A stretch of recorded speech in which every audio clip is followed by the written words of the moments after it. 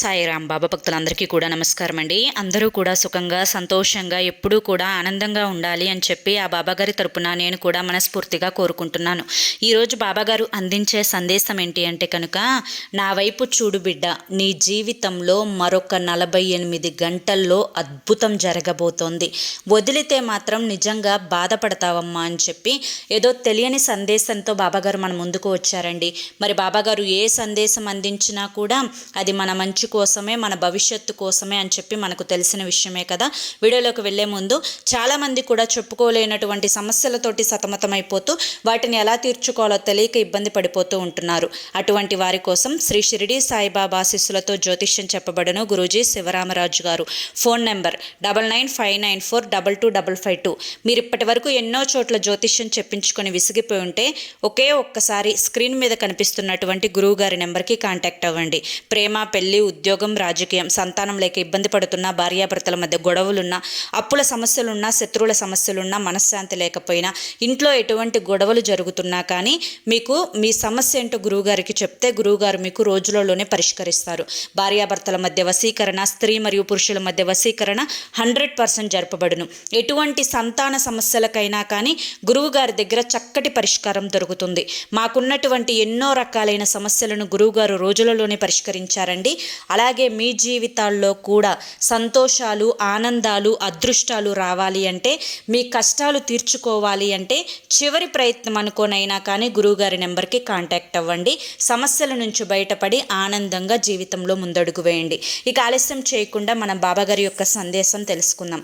తల్లి, ఒక్కసారి కళ్ళు మూసుకొని ప్రశాంతంగా నా యొక్క దివ్యమైన రూపాన్ని నీ యొక్క దివ్య దృష్టితోటి చూసే ప్రయత్నం చెయ్యి. ఎంతో ఆనందంగా ఉంది కదా. ఒక్క నిమిషం నీ యొక్క ఆలోచనలు, కష్టాలు, బాధలు, సమస్యలు అన్నింటినీ కూడా మనసులో నుంచి తీసివేసి మనసంతా కూడా ఒక తెల్లటి కాగితంలాగా ఉంచుకునే ప్రయత్నం చెయ్యి. ఇప్పుడు సగం బరువు దిగిపోయినంత హాయిగా ఉంది కదూ. ఏది ఏమైనప్పటికీ కూడాను రేపటి గురించి ఏది జరిగినా కూడా నేను ఆలోచించను అనే ఒక్క నిర్ణయాన్ని నీ మనసులోకి తీసుకో. ఎంతో తేలికగా ఉంది కదా. డబ్బు గురించి, అప్పులున్నా, కష్టాలున్నా, అనారోగ్య సమస్యలున్నా, ఏది ఏమైనా కూడా నేను ఈ క్షణం ఆనందాన్ని అనుభవించాలి అని చెప్పి మనస్ఫూర్తిగా మనసులో అనుకొని చూడు. నా యొక్క దివ్య రూపాన్ని చూస్తూ ఎంతో తేలికైనటువంటి భావన, ఒక చల్లటి చిరుగాలి నీ మనసుని తాకుతూ ఉంది కదా. అయితే నిజంగా నీ అంత అదృష్టవంతురాలు ఈ భూమి మీద మరొకరు లేరు అని చెప్పి నువ్వు గుర్తుంచుకోవాలి. ఎందుకు ఇలా చెప్తున్నాను అంటే కనుక, బిడ్డ, 48 గంటలలో ఒక అద్భుతాన్ని నువ్వు చూడబోతున్నావు. అసలు కష్టం, సమస్య, ఇంట్లో గొడవ ఎక్కడ మొదలవుతుంది, ఎవరి నుంచి మొదలవుతుంది, ఏ పని నుంచి మొదలవుతుంది అని చెప్పి ఒక్కసారి మనసులో ఆలోచించుకొని చూడు. నువ్వు ఒకరిని బాగు చెయ్యాలి అని చెప్పి ఆరాటపడుతున్నావా? ఒకరిలో మార్పు రావాలి అని చెప్పి కోరుకుంటున్నావా? లేదా ధనం నిలకడగా నిలవడం లేదే అని చెప్పి కృంగిపోతున్నావా? మనశ్శాంతి లేని ఆ యొక్క వేదనని అనుభవిస్తున్నావా? అయితే నువ్వు ఆ యొక్క ఆలోచనలు, ఆ పనులు, ఒకరిని మార్చాలి అనేటువంటి తపన, వీటన్నింటినీ కూడా పక్కన పెట్టు.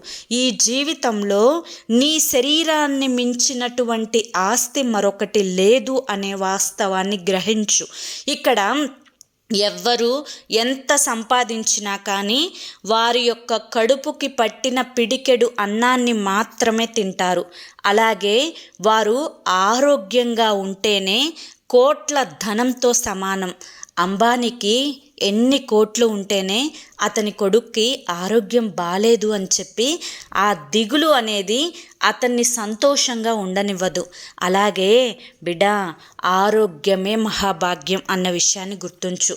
అయితే నీ యొక్క జీవన శైలి నీకు నచ్చిన విధంగా మార్చుకోవడానికి నీకు ధనం కావాలి అని నాకు తెలుసు. అయితే నీవు ఆ ధనాన్ని పొందడానికి కేవలం 48 గంటల సమయం మాత్రమే ఉంది. అది ఎక్కడి నుంచి వస్తుంది, ఏ రూపాన వస్తుంది, ఎవరి ద్వారా వస్తుంది, ఎవరు నీకు ఇచ్చి వెళ్తారు అనేది నువ్వు 48 గంటల్లోనే చూస్తావు. అయితే ఈ అద్భుతం జరుగుతుంది అని చెప్పి కలలో కూడా ఊహించవు. అంత ఆకస్మిక ధనలాభం అనేది నీకు కలుగుతుంది. అయితే మనసుని ఎప్పుడూ కూడా ప్రశాంతంగా ఉంచుకునే ప్రయత్నం చెయ్యి. శరీరానికి కానీ మనసుకి ముఖ్యంగా ఏ శ్రమని కలిగించొద్దు. శరీరం ఆరోగ్యంగా, ఆనందంగా, పుష్టిగా ఉంచుకునేందుకు బలమైన ఆహారాన్ని తీసుకునే ప్రయత్నం చెయ్యి. ఎప్పుడూ కూడా ఒకరి గురించి ఈర్ష్యపడటం, అసూయపడటం, ఆలోచించడం నీ మనసుకి మంచిది కాదు, నీ శరీరానికి మంచిది కాదు అనే విషయాన్ని గుర్తుంచుకో. ఈ జీవితం నీటి మీద బుడగలాంటిది. ఎప్పుడు ఎవరు ఎక్కడ ఎలా పోతారో ఎవ్వరికీ కూడా తెలియదు. కాబట్టి ఈ భూమి మీద ఉన్నన్ని రోజులు సంతోషంగా ఉండటమే ఒక పెద్ద అదృష్టంగా భావించాలి. ఇక్కడ భార్యను మార్చడానికి భర్త, భర్తను మార్చడానికి భార్య, ఈ యొక్క ఆరాటం, పోరాటం ఇవన్నీ కూడా మనిషిని కృంగతీసేస్తాయి.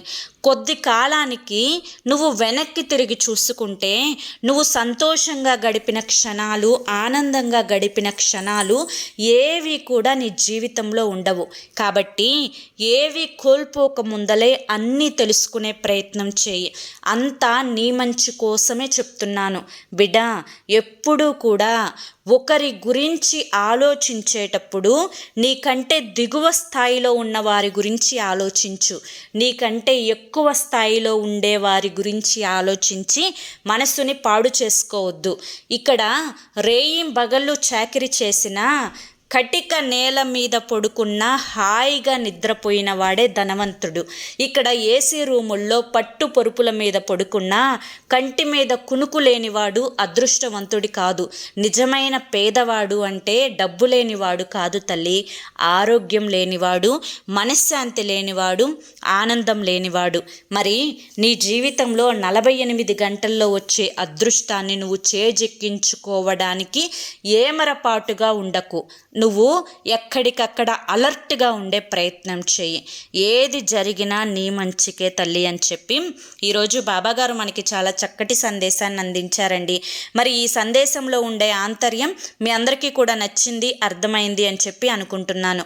నచ్చింది, అర్థమైంది అని చెప్పి అనిపిస్తే ఈ వీడియోకి ఒక లైక్ ఇవ్వండి. అలాగే కింద కామెంట్ సెక్షన్లో ఓం సాయిరామ్ అని చెప్పి టైప్ చేయండి.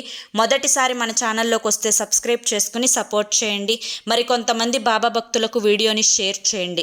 అలాగే మీరు ఎటువంటి సమస్యలతోటి బాధపడుతున్నా చివరి ప్రయత్నం అనుకోనైనా కానీ ఒక్కసారి స్క్రీన్ మీద కనిపిస్తున్నటువంటి గురువుగారి నెంబర్కి కాంటాక్ట్ అవ్వండి. సమస్యల నుంచి బయటపడి ఆనందంగా జీవితంలో ముందడుగు వేయండి. జై సాయిరామ్.